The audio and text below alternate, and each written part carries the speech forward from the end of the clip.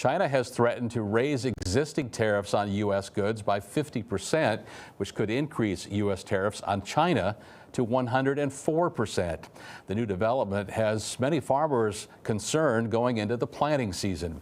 KCAU-9 reporter Tyler Euchner spoke with a couple of Siouxland farmers today how this ongoing trade war will impact soybean prices and overall exports. Thanks, Tim. Last year, U.S. agricultural exports totaled $175 billion, with China being one of the largest trading partners for goods. That relationship is currently in limbo. I think the sense is that, this was a negotiating tactic. At this point, we are in a full-blown trade war. And as a farmer, I'm sitting here trying to figure out, how is this going to impact me? Farmers say these tariffs will cause problems with partners in other countries. We have undermined those. And so if I'm a buyer of American products, American farm products, this is a big signal.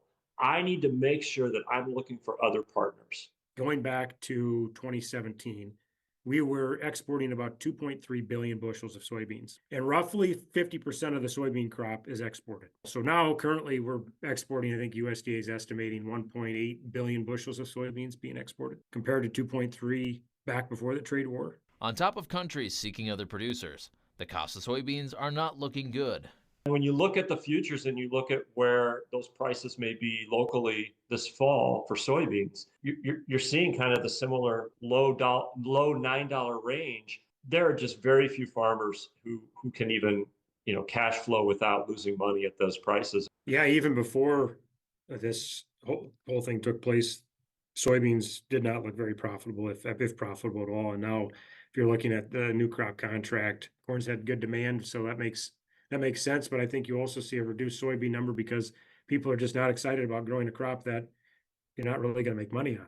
Russell says he's all for fair trade, but the Trump administration is not wielding tariffs correctly.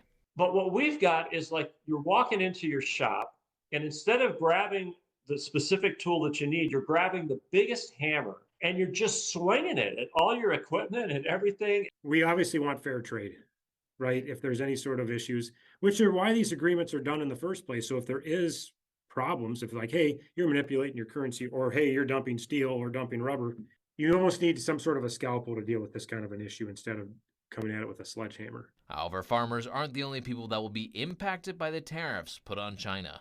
This is not just going to hurt farmers' pockets, right? This is reverberating through the rural economy. And like I said, look at John Deere and Kinsey, for example. Those are jobs that are being shed based on the farm economy. So I think it's important. And then, of course, what's going to happen to our rural communities as well. The 104% tariffs could go into effect as early as tonight. Trump's cabinet members say there will be no exceptions to the tariffs. Tyler Euchner, KCAU 9 News.